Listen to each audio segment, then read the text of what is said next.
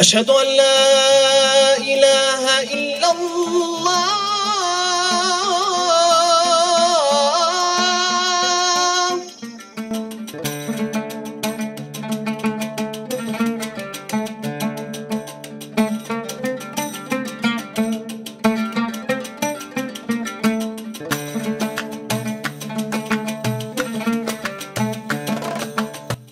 বাংলাদেশের রাজধানী ঢাকার অন্যতম পরিচয় হলো এটি মসজিদের শহর।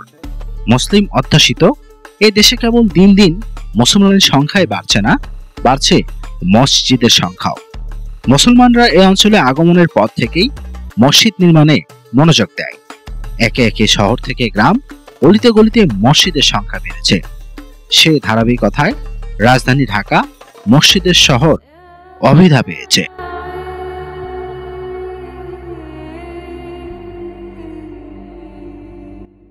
ঢাকার ইতিহাসে অন্যতম গুরুত্বপূর্ণ মসজিদ বাইতুল মোকাররম।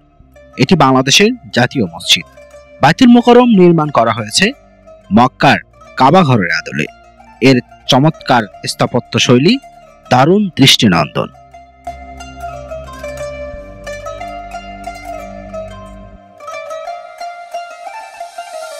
বাংলাদেশের ঢাকার গুলিস্তানে বাংলাদেশের জাতীয় মসজিদ বাইতুল মোকাররমের সামনে আজকে এই বাইতুল মোকাররমের ভেতর ঢুকবো এবং ভেতর বাহির কি আছে সেগুলো আপনাদের ঘুরে দেখানোর চেষ্টা করব এবং এই বাংলাদেশের জাতীয় মসজিদ বাইতুল মোকাররমের ইতিহাস আপনাদেরকে জানানোর চেষ্টা করব। চলুন ঘুরে দেখা যায়। আশহাদু আল্লা ইলাহা ইল্লাল্লাহ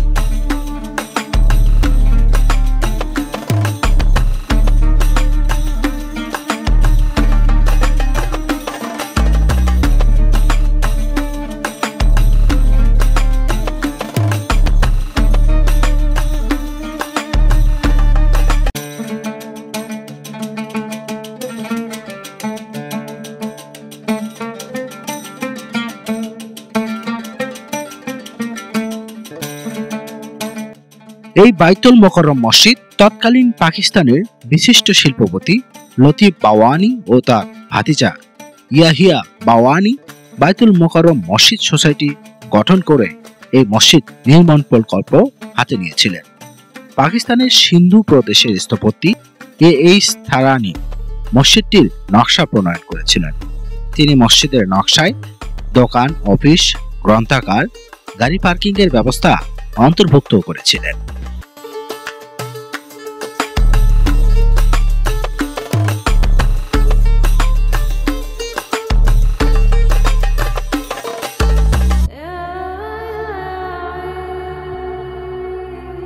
পুরনো এবং নতুন ঢাকার মিলনস্থল পল্টন এলাকায় অবস্থিত মসজিদটি বাংলাদেশের বৃহত্তম মসজিদ।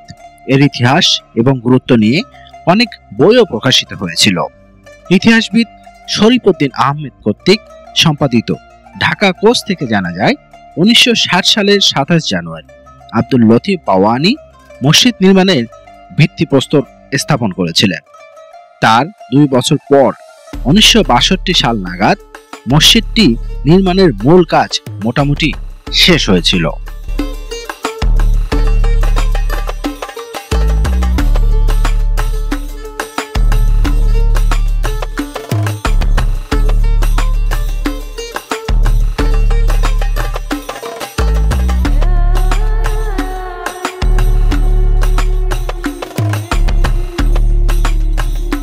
এই মসজিদের প্রাথমিক কাজ শেষ হলে 1963 সালের 25 জানুয়ারি প্রথমবারের মতো এই মসজিদে নামাজ পড়া হয়। 1964 সাল থেকে বাইতুল মোকাররম মার্কেট চালু হয়। নির্মাণের পর এই মসজিদে একসঙ্গে প্রায় 30,000 মুসল্লি নামাজ আদায় করতে পারতেন। পরে বিভিন্ন সময়ে বাংলাদেশ সরকার মসজিদের ধারণ ক্ষমতা 40,000-এ উন্নীত করেছিলেন।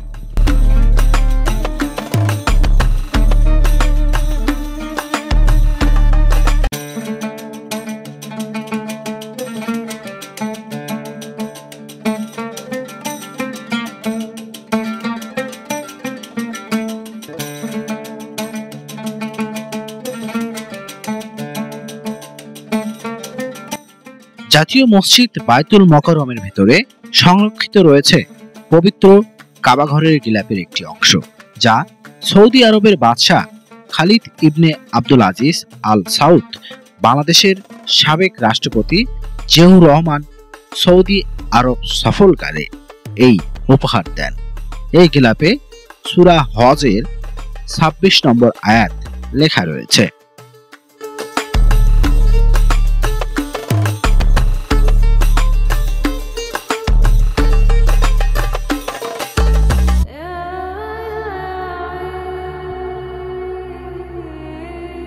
উনিশশো ৭৫ সালের ২৮ মার্চ থেকে এখন পর্যন্ত ইসলামিক ফাউন্ডেশন বাংলাদেশ এই মসজিদের রক্ষণাবেক্ষণ করে আসছে।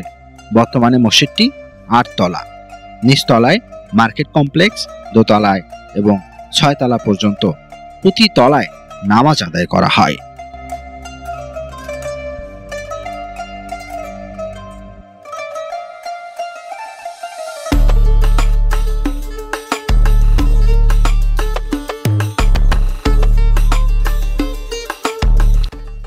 বায়তুল মোকাররম মসজিদের প্রবেশ পথ রাস্তা থেকে বেশ খানিকটা উঁচু।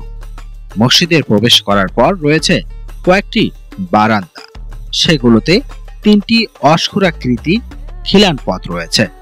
২টি উন্মুক্ত অঙ্গন মসজিদের প্রধান নামাজ কক্ষে আলো ও বাতাস চলাচল নিয়ন্ত্রণ করে। ৩ দিকে বারান্দা দিয়ে ঘেরা প্রধান নামাজ কক্ষের মেহরাবটির আকৃতি আয়তাকার। এর আয়তন ২,৪৬৩ বর্গমিটার। মসজিদের ভেতরে সবার জন্য ওযু করার ব্যবস্থা রয়েছে। নারীদের জন্য রয়েছে পৃথক নামাজ কক্ষ ও পাঠাগার।